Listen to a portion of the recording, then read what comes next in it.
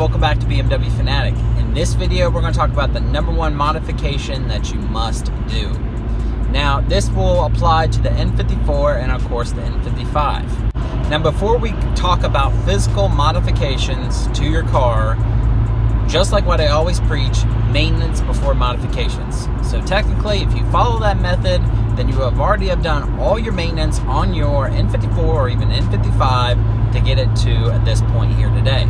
Meaning is that, one, BMW underrates the majority of their cars, especially the performance ones, to a much lower horsepower range as far as what they physically can put out.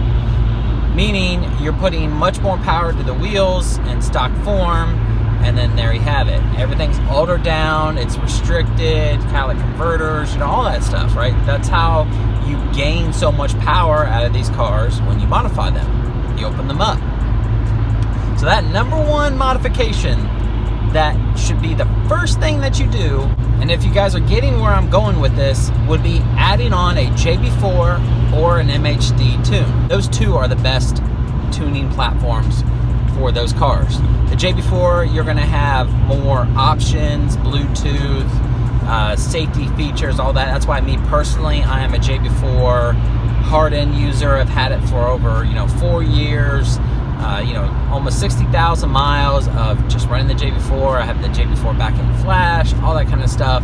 I have it for those certain reasons.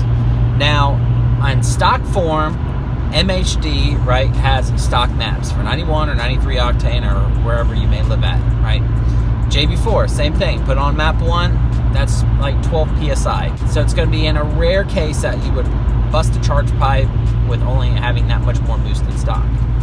Not to say that it would never happen, but the likely of it's not going to. There are folks running 17 PSI, 18 PSI, 20 PSI on a stock charge pipe and it still has not broke.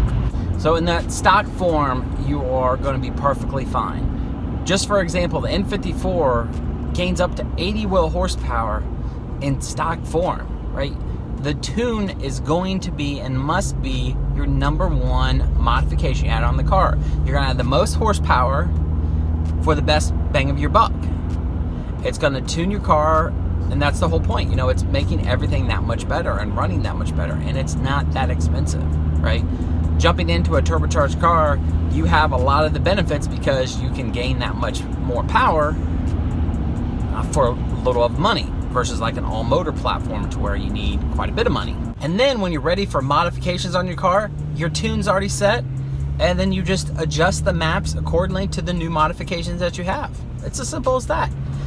Now, you could run map 5 on the JB4 and peak 15 PSI on 93 octane, and you could get up to 18 PSI on an E85 mix.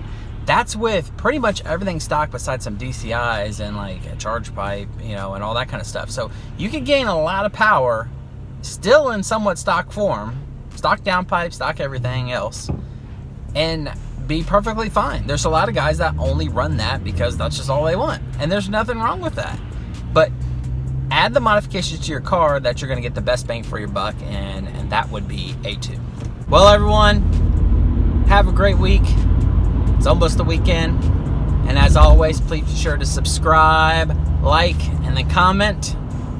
Check you next time. Take care. This is a Chuki Beat production.